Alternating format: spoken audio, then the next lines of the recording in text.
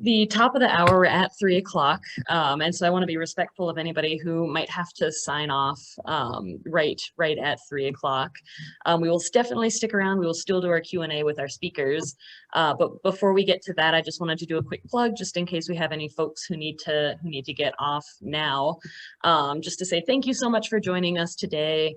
If you want to learn more or maybe find some of these links, some of the links that our speakers talked about are already on our website, already on our website, 350toshoots.org/livingwithwildfires. And those links that we don't already have on the website, we will be sure to add to our website so that all of you who have watched our speakers today can access the many different amazing resources that our speakers brought up today.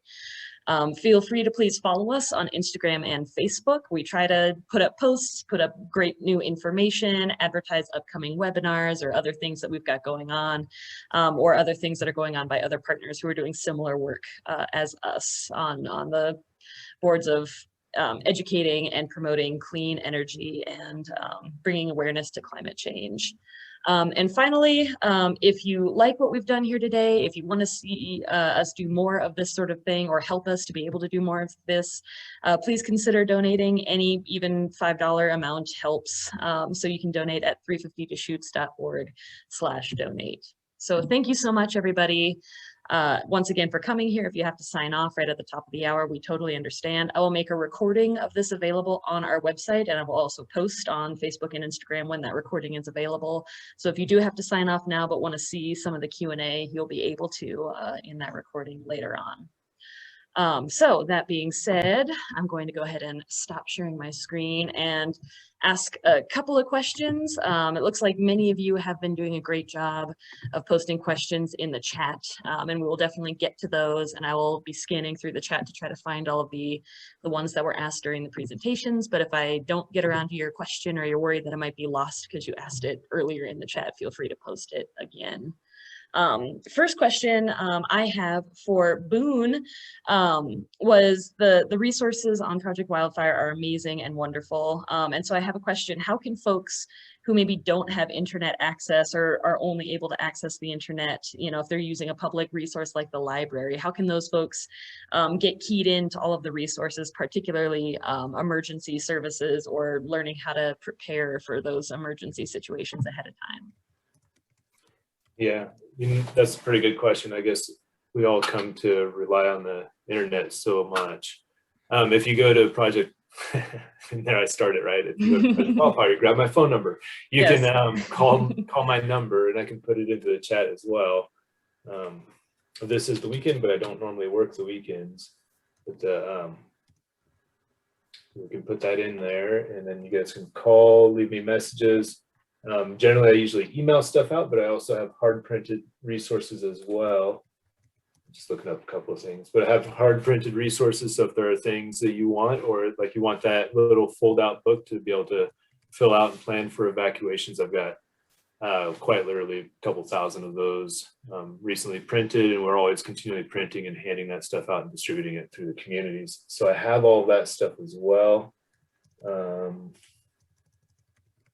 Yeah, I have all that. Anything you want to look at. If you want a handout that speaks to a lot of what Kip talked about with defensible space, we've got stuff that kind of follows guidelines that pretty much all agencies, everyone kind of agrees to, but catered more towards Deschutes County. Great, thanks, Boone. Are there any maybe public offices, things like City Hall or Forest Service offices or anything like that that carry paper resources like that as well? Yeah. So I guess, I should mention all of our partners, right? I always think about my own stuff that I've got at the office. But yeah, right. If we think about any of those other partners that we have out there, especially our local fire department, in reality, they should probably be the first place that you turn when you talk and think about defensible space in your home igniting and kind of how to plan, because if your home ignites, whether it's from a wildland fire or a kitchen fire or something, they're the ones who are going to respond. So they have a lot of those resources right there in their entryway. I do distribute a lot of those same materials to all of them, and they should have all that stuff on hand along with anything that they've created for themselves. But for the most part, we all try to share the same material, so we're all on the same page. Excellent, thanks, Boone. My next question is for Stephanie. Just asking, thank you again for the great presentation that you provided. And just wondering, maybe for those folks who don't have the ability to make major changes to their property, things like putting up solar panels, or maybe, you know, your house is already built, you can't go back and rebuild it out of the more fire safe materials. What are maybe some changes that those folks can make, or maybe they can't change their home or what their building is made out of, but other things that folks could do to help, again, mitigate climate change, but also prepare for wildfire seasons? Okay, so there's several things. I'm glad you asked that question. So first of all, be really mindful of vegetation near power lines. The power company should be clearing vegetation, but it always helps when you point it out to them. Like, I had a fire start in my backyard in Clarkston during a really windy day because the power lines hit the trees in, you know, the row of trees in my backyard, in my neighbor's backyard. And basically a burning log fell into my chicken coop, and I smelled the smoke, but I didn't realize that my backyard had a fire start in it for a while. So, you know, a lot of these wildfires that have been super catastrophic have happened during extreme wind events. And some of the winds have been hurricane force. So as Kip was pointing out, that the embers are flying really far, you know, the campfire spread so quickly because of high winds. So, you know, one thing that I'm doing now on high wind days is watering vegetation under my power lines. Avista finally came and cleared the trees and cut them all down because I reported the fire start and had the, you know, the fire trucks come out. Another thing is, like, this is kind of incredible, but they've learned from looking at, you know, whose homes burned down and whose didn't. Like, closing any entryway for embers into the house. Like, if you have a window on the top floor with a torn screen and the ember can get up against the screen or get into the house, that's one thing that happens. They've actually seen that when people are evacuating, they'll leave doors open or windows open and not even think about it because they're so worried about the fire. And then it just is like a wind tunnel into the home for the fire to come into the house. So making sure that all of the various vents that come in and out of your house or under your house or have screens on them that prevent embers from getting into the house is a really, really important thing to do. Another thing that some people have done is put, like, you know, water barrels full of water with a gravity drip system to feed misters under their awnings if they're off grid. In the case of my house was built in 1911, and it's got a huge amount of vegetation around it, and it's like a slow process to mitigate for that. So I'm actually, like, in the middle of a plumbing project, and I'm gonna plumb a line out underneath my roof awning and actually put a sprinkler system under the awning of the house that I can turn on from inside the house and just leave going, or actually have on a like temperature thing on the outside of the house. I mean, like most people, I am not a person of means.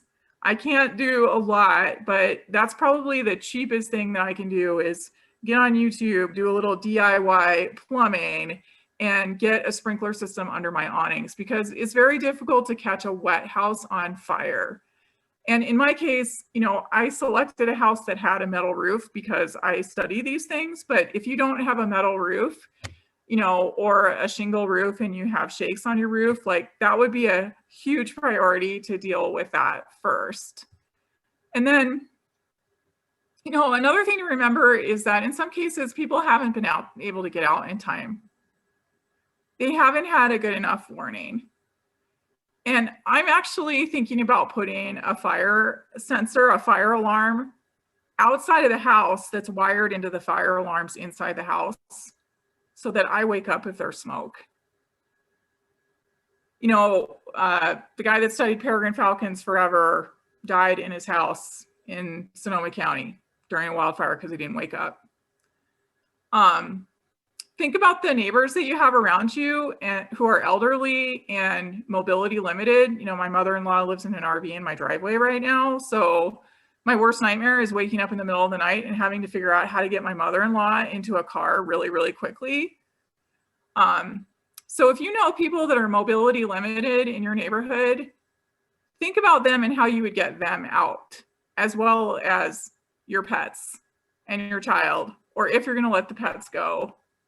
I'm thinking about building like a really cheap cob house in my yard as an emergency fire shelter, because it doesn't cost very much. It could be my son's playhouse and it might save our lives in a fire. So, you know, obviously the other things too is like have a ladder to get out of the second floor of your house and an egress window. There's just these things that are common sense that we don't necessarily think about until we have to think about them. And, you know, you can retrofit homes that even, you know, my house has cedar shakes from the turn of the last century on the outside underneath the vinyl siding. But if I ever come into the money, I'm going to foam the outside and stucco it so that it's just not as flammable. Some people have small enough houses that they could actually buy foil to foil around their houses. Getting gutter guards so that you don't have to clean out your gutters is really important. And then also reading about people's experiences and what happened to them and what happened to their houses and where they went that kept them safe. You know, some of the people in the campfire, when the houses burned up on the road and they couldn't evacuate, they literally ran into the middle of open fields and huddled together overnight, and that saved their lives. But people that got into pools got hypothermia. So don't necessarily get into water and be freezing. You know, it's important to think about those kinds of things too. Like, what's the closest open area that you could run to if you had to, if you couldn't get out? Yeah. And if you had to wait it out overnight. Yeah, and then thanks. I sleep in cotton. So all of the above. All of the above. Yeah. Yes. Thank you so much, Stephanie. Yeah, those were all great points and really good ideas for those folks who, again, might not have the means to make the changes, but at least to be prepared for upcoming eventualities. I have a couple of questions from Steve for Kip about sort of wildfire mitigation. So the first question is, one study showed that the piling of firebrands is the main reason why unattended houses catch fire. And so the question is, isn't the most important thing to do to save it is to eliminate flammable crotches where firebrands can pile up? Yeah, well, just like what Stephanie was saying, you know, harden your home, fill in all those little gaps where firebrands can gather. And like I said, we kind of know those little nooks and crannies around our homes where leaves gather. That's going to be the same area where those firebrands are going to swirl around in the wind and gather. Gutters, little vestibules around the house, those little corners. Eliminating. So, you know, obviously you wouldn't be putting like planters or any kind of yard art or furniture in those places where those embers can gather, because they're going to gather on that furniture or in those planters. So just keeping everything nice and clean and tidy around the area. And like Stephanie was saying, make sure everything's screened with 1/8-inch aluminum screen or smaller. Not the fiberglass screen that comes on Windows standard, aluminum screen, and you can buy rolls of it at your local hardware store. And just around the bottom of your deck, you know, screen all that in, staple some screen to close that opening. So, you know, it'll eliminate the leaves from gathering under there. It'll eliminate the embers from gathering under there, and it'll help you with rodents and stuff to keep the animals out. And screen in any of the your crawl space vents, your soffit vents in your roof. They do make specially made vents, baffled vents for wildfire prone areas. Some communities in California are requiring them on homes. Probably a little bit more money, but well worth the investment if you live in these wildfire prone areas. And what those vents are, they have, you know, the ember, if it were to enter into the vent, it would have to pass through like 4 baffled areas to get into the home, which it's just not going to do. Great. Awesome. Next question from Steve, also for you, Kip, is how effective is limbing up trees 30% in preventing crown fires and the resultant flying firebrands? Sure. Yeah, that's just getting rid of the ladder fuels, basically, is what we call those. You know, you don't want that fire leaving the ground, climbing up those ladder fuels into the higher crowns of the trees. Then you have a crown fire, and very difficult to fight a crown fire. So trimming up the larger trees, especially, you know, near the home, and the further out you can limb up your trees, the better. And then also get rid of any vegetation under those trees, which also helps in eliminating the ladder fuel of that fire getting up into the canopies. Great, thank you so Great much. idea. Yep. Yeah. So the next question is from Ibi Love for Boone. Just asking for a little bit more chatting about evacuation routes, if possible. Where are they, so that they can all know that ahead of time? And will emergency evacuation alert direct the public to as which way to go? So just kind of wondering, especially with Bend's explosive growth, there's been a lot of folks in the community who are concerned about that and just not sure, you know, maybe once they get out of their neighborhood, should they head east, west, north, south? You know, is there any general information like that available? Yeah, so, right, wildfires are not a planned event for the most part, but we do know what our major evacuation routes are. So if you know the route into your neighborhood, you're going to know the same route back out. You're going to go to those main artilleries, and as you hit those intersections, generally will be emergency management will direct folks out. So picturing something along 97, and you are in a neighborhood and they evacuate your neighborhood. When you hit 97, they're not really necessarily going to tell you to go north or go south unless the fire is directly on Highway 97 and they have it closed off. I mean, from there, it's a little bit of where you want to go to, but they do set up some locations where people can come together. So if there's occasionally they'll have meeting locations or something to just get a community out, and then out to, something like a football field or something where we can get people directed again. And I guess I would also like to reiterate, right, evacuations isn't my main topic. I definitely provide those resources, but but I can talk to a certain extent. I've definitely helped with a lot of evacuations, or if you've, I guess the other way would be making the call to evacuate. Mm-hmm. So yeah, I think the biggest thing is make sure that you're prepared, right? Like, because I think everybody knows how to drive the routes back out of their neighborhood. The thing you don't want to do is find yourself thinking like, oh, the fire's over here, so I'm going to drive a route that I never drive that leads to a dead end. That is not what you want to do, right? If the fire's there, there's likely going to be somebody there directing folks out. You're going to drive out of your neighborhood. You'll probably hit a final corner somewhere where you'll see the last person telling you, go this way, because we got the road closed the other direction, and then you're off to wherever you might be going to a relative's house or to a school or to some place like that to join up together. I hope that answers it. I think that's helpful. I think one thing to keep in mind, as you say, wildfires aren't planned events. So even if there is some established meeting place or evacuation route, sometimes the location of the wildfire would make that route not feasible. So really it's a matter of being prepared, paying attention, trying to keep as up to date with maybe information that's coming out as possible. Sounds like that's really what to do. Yeah, that really is. And there are, like, right on the other side of things, I guess the side that we don't really see, right, is in the event of evacuation, there's a fire moving towards the community, and as it marches forward, it's the fire managers that are actually on the line. They're like, hey, this next community is in line with this fire that's heading that direction. They talk to emergency management and say, this community needs to evacuate, or we need to put them on alert. We might need to evacuate. And then they watch the fire behavior. And then they sit at trigger points and they make the phone call or the radio call that, hey, let's go ahead and move everybody out of there just for safety. And there's definitely situations where a fire starts up in a neighborhood. It's instantly moving quite quickly. It's moving quite quickly, and we don't have any time for that. It's more of just like, hey, we need to get sheriff's department down here right away, get everybody moved out of the way. And in those situations, they just get them out to those main artilleries and then get them moving out of the way of the fire. Great, thanks. I have another question from Steve, which could be addressed either by Boone or Kip or both.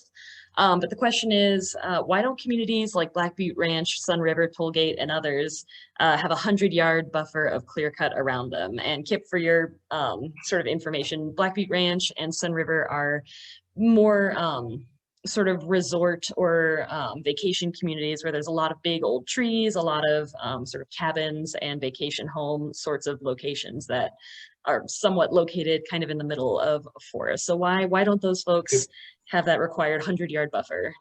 Kip, do you mind if I jump on this since it's Sure. county here?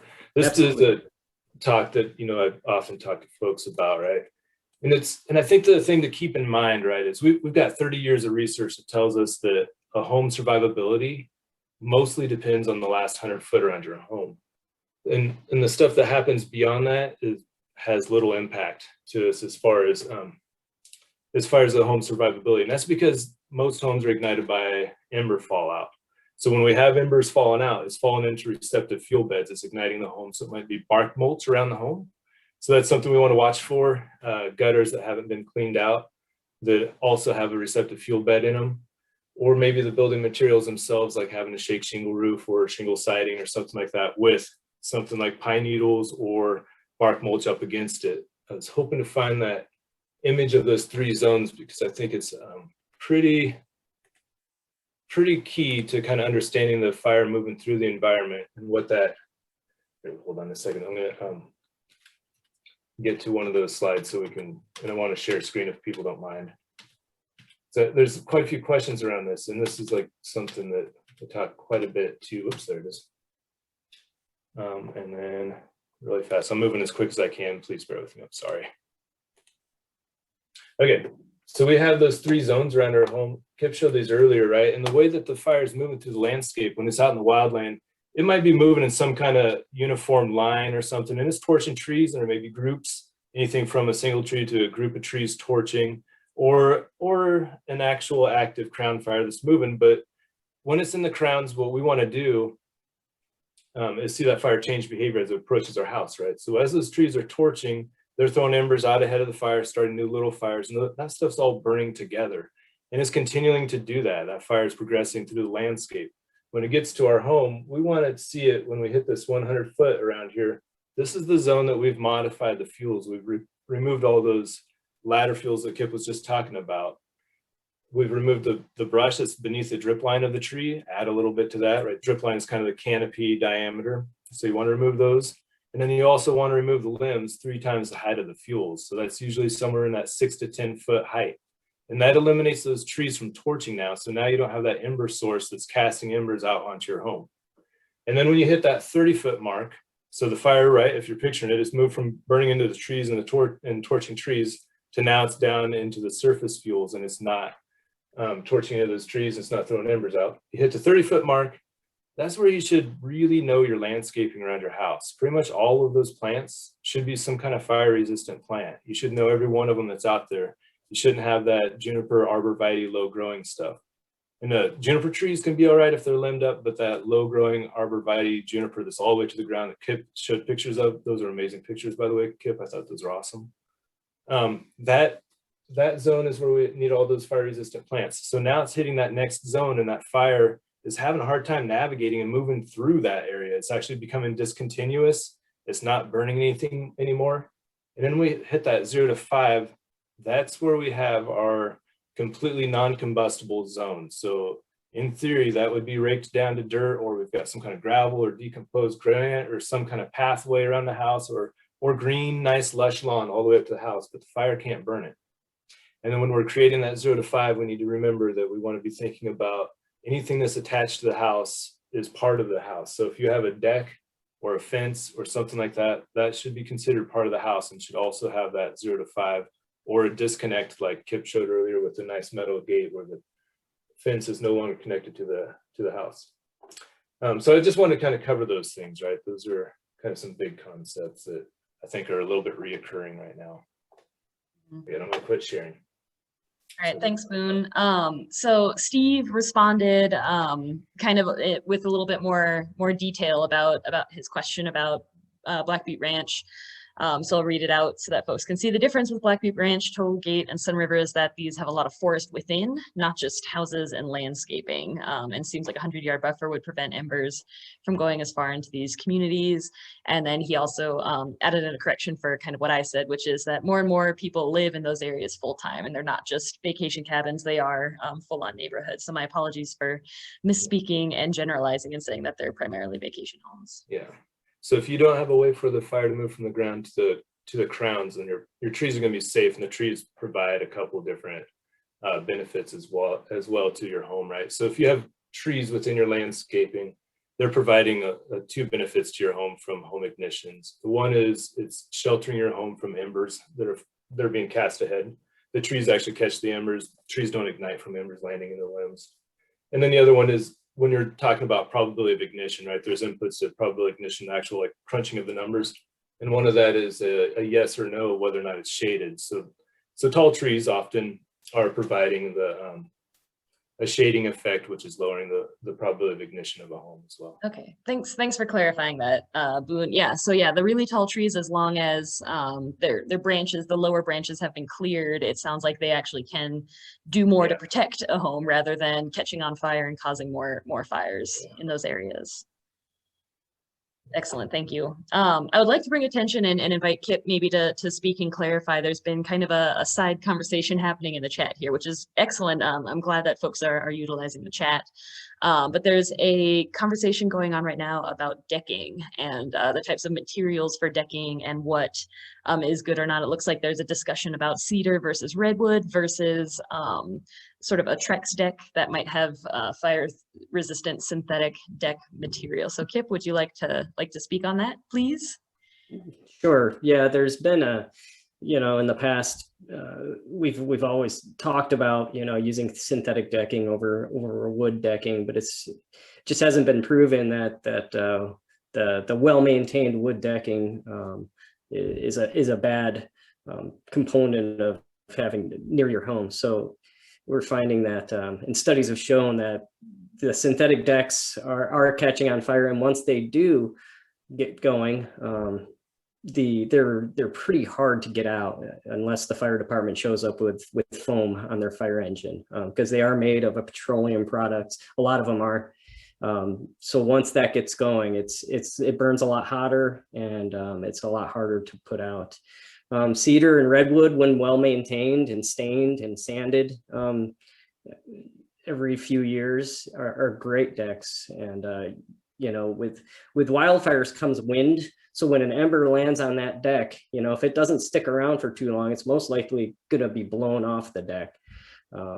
So again, with talking about what you have on your deck during a wildfire, if you have a lot of furniture with cushions and that kind of thing, that's just going to allow those embers to ignite those cushions, which are going to ignite pretty quickly too. And then those cushions are going to melt down onto that deck and ignite the deck, regardless of what the deck's made of. And keeping the openings a little smaller too, like sticking a dime in between the boards or a nickel, that kind of spacing will prevent embers from getting down in there, the larger embers, and kind of festering below the deck and igniting underneath. So a well-maintained cedar or redwood deck is great, as long as there's not a lot of stuff on there to receive those embers and allow those to gather and heat for an instant, for a longer period of time. All right, thank you so much, Kip, for sort of clarifying that and talking about decking materials. So we've gone well past our time here, but I appreciate everybody's excellent questions, and thank you again so much to our amazing speakers for sharing so much. And I know that there's so much more you all could provide for us. But once again, to all the folks who are still here, we will provide links and contact information for all of our speakers here, so you folks can once again look at all the websites that we've referred to, use all the online tools, and see some of the presentations that we've shown today. And once again, a recording will be made available, and we'll be advertising that, sending out an email, as well as advertising that on our social media, so that everybody can take a look at this recording at a later date.